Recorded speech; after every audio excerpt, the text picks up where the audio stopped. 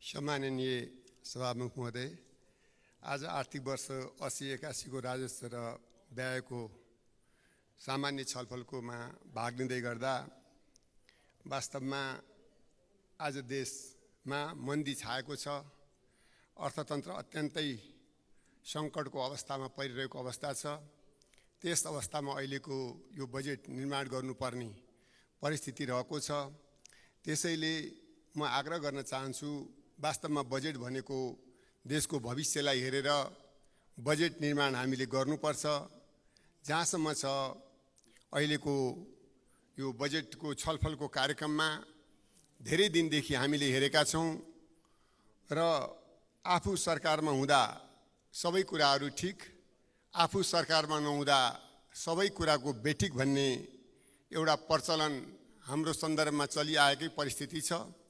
त्यसैको सन्दर्भमा लगेर यो बजेटका बारेमा विभिन्न टिक्का टिप्पणीहरू पनि भएका छन् र केही माननीय सदस्यज्यूहरू त अर्थतन्त्र नबुझेरै अहिलेको यो बजेट आउन लागेको छ भन्ने कुरा जस्ता पनि निस्किएको छ। त्यसै गरेर बाँझो खेतमा बिउ छरेको जस्तो हो अहिलेको यो बजेट भन्ने कुरा पनि त्यहाँभित्र आएको छ। म आग्रह गर्न चाहन्छु, मलाई लाग्छ अहिलेका जो ठुला पार्टीहरू हुनुहुन्छ उहाँहरू सबैले सरकार एकपाली चलाइ पनि सक्नु भएको छ र आफ्नो अर्थमन्त्रीहरू बनाएर आफ्नो बजेटहरू बारम्बार पेश गरिरहेको अवस्था पनि छ। अर्कोतिर म भन्न चाहन्छु, धेरै चर्का कुरा भन्दा पनि कतिपय माननीयजीहरू योजना आयोगको सदस्य भएको पनि यही संसदमा हुनुहुन्छ, कतिपय माननीयजीहरू राष्ट्रिय योजना आयोगको उपाध्यक्ष भएको पनि हुनुहुन्छ। हामीले सबैको परिस्थिति अध्ययन गरेका छौँ। आज म चोखो अरू सबै गलत हुन् भन्ने प्रवृत्ति जो छ यसलाई हामीले त्याग्नुपर्छ भन्ने मेरो आग्रह पनि छ।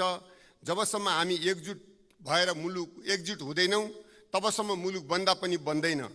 त्यसैले मेरो आग्रह छ, हामी एउटै भाषा एउटै किसिमले देशको उन्नति र प्रगतिमा हामी लाग्नुपर्छ भन्ने मेरो सबैमा आग्रह पनि छ। अहिलेको यो बजेट जहाँसम्म छ, यो अहिलेको अर्थमन्त्रीजी छोटो समयमा वास्तवमा यो बजेट निकाल्नु भएको पनि छ। म आग्रह गर्न चाहन्छु, अहिलेको यो वास्तवमा मन्दीको अर्थतन्त्रलाई यो कसरी उहाँले व्यवस्थापन गरिरहनु भएको छ, यसका लागि वास्तवमा म उहाँलाई धन्यवाद पनि म दिन चाहन्छु। विशेष गरेर बजेटको बारेमा मैले किन धन्यवाद दिइरहेको भनेपछि यो दशकौँ पछि कुनै पनि अर्थमन्त्रीले आफू मन्त्री भइसकेपछि अर्थतन्त्रलाई यो बजेटलाई घटाएर ल्याएको अवस्था होइन। सबैले बजेट कुनै न कुनै बेलामा बढाएर राजस्व र बजेट बढाएर ल्याउने चलन हो। तर उहाँले वास्तवमा आफ्नै पालामा दशकौँ पछि भन्छु म, आज बजेटलाई उहाँले घटाएर लिएर आउनु भएको छ। अगाडिको बजेट गत वर्षको बजेटमा 17 खरब 91 अरब रुपियाँ थियो भने अहिले उहाँले त्यसलाई घटाएर 17 अरब वास्तवमा 17 खरब 51 अरब रुपियाँको तपाईँको अहिले लिएर आएको परिस्थिति छ।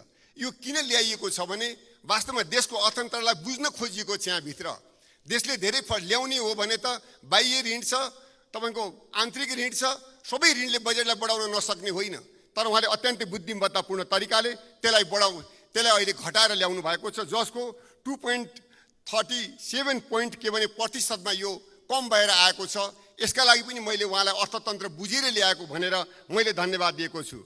आज राजस्व सङ्कलनमा गत वर्षमा 14 खरब 3 अरब रुपियाँ थियो भने अहिले उहाँले कतिमा ल्याउनु भएको छ भने 12 खरब 48 अरबमा लिएर आउनु भएको छ।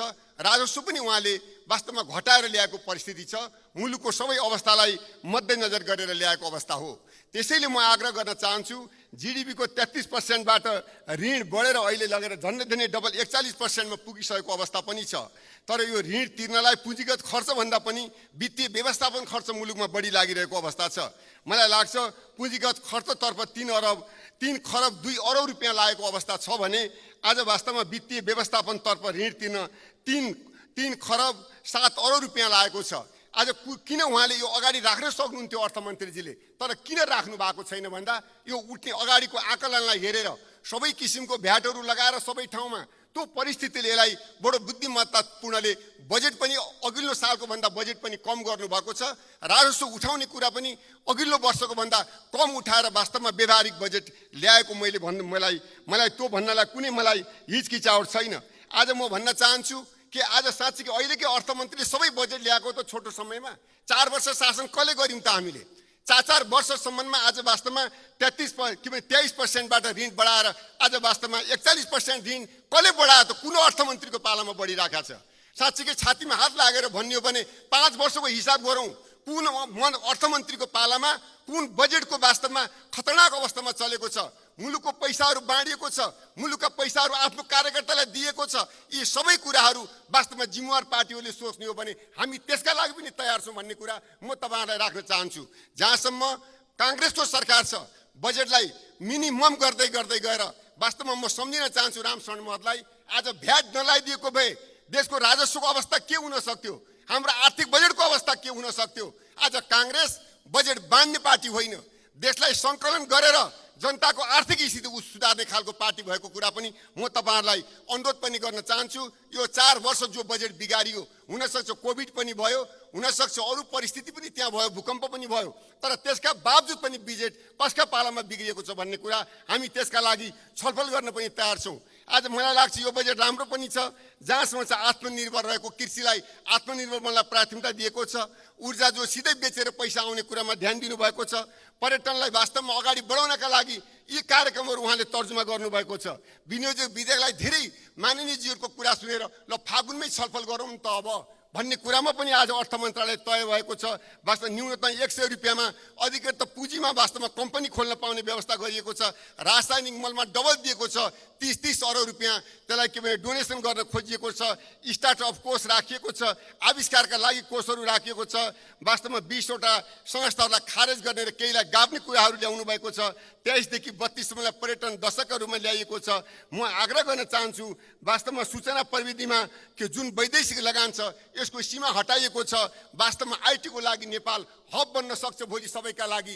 यहीँबाट गरेर अमेरिकाको काम जहाँको काम छ नेपालबाटै सम्पन्न गर्दा त्योबाट पनि मुलुकलाई अगाडि बढ्न सक्छ। त्यसैले यो बजेटमा जुन कार्यक्रम ल्याइएको छ अत्यन्तै मिलाएर राम्रोसँग ल्याउनु भएको छ।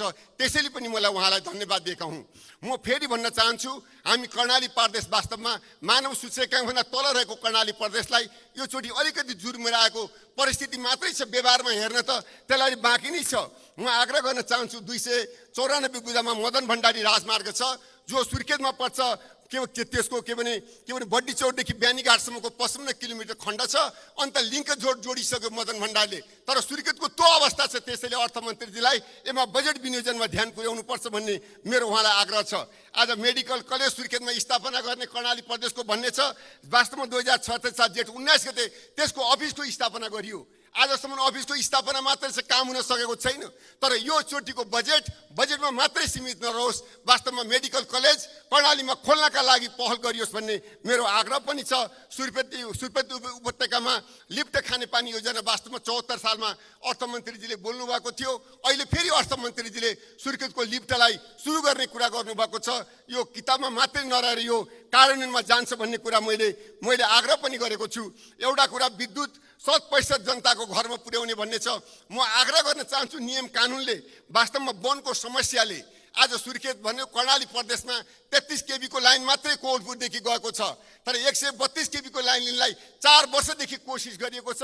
वनका कारणले अहिलेसम्म भएको छैन, आरक्षणका कारणले अहिलेसम्म भएको छैन। खालि 33 केबीले कर्णाली अञ्चलमा पुग्नुपर्ने परिस्थितिको तयारी भएको छ। त्यसैले यो ऐन कानुन नियमलाई संशोधन गरेर विकासमा बाधा नपुगेर 132 को लाइन कोटपुरदेखि सुर्खेतसम्म पुर्याउने कुरामा अहिले यो अगाडि बढोस् भन्ने मेरो हार्दिक मेरो आग्रह पनि छ। जहाँसम्म छ अहिले हुम्लाको सडक छ त्यसलाई जोड्ने कुरो छ। वास्तवमा व्यवहारमा मात्रै होइन, कच्ची सडकमा होइन, त्यसलाई ध्यान दिउँ। डोल्पाको सडक राम्रोसँग पुगिसकेको छैन, त्यसलाई ध्यान दिउँ। मुगुको साथीहरूको नाक्सा लाङसम्म चीनको बोर्डरमा पुर्याउने जो इच्छा छ त्यसलाई पुरा गरियोस् भन्ने मेरो आग्रह पनि छ। म अन्त्यमा के भने अर्थमन्त्रीजीलाई सिधै अनुरोध गर्न चाहन्छु, आज वास्तवमा यति राम्रो बजेट ल्याउँदै आलु र प्याजकोमा कर किन लाउनु परेको हो? जो जनताको सिधै भान्सामा जाने कुराहरू हुन्, यी कुरालाई विचार गरेर अझै पनि पुनर्विचार गर्नुपर्छ। जो जनताको भान्सालाई महँगो बनायौँ पनि आज ब्याङ्कको ऋण छ, सारा कुरामा अर्थतन्त्र मन्दी भएर थिचिरहेको बेलामा जनताको भान्सालाई चलाउनु हुँदैन, यसमा पुनर्विचार गर्नुपर्छ भन्ने मेरो आग्रह पनि छ।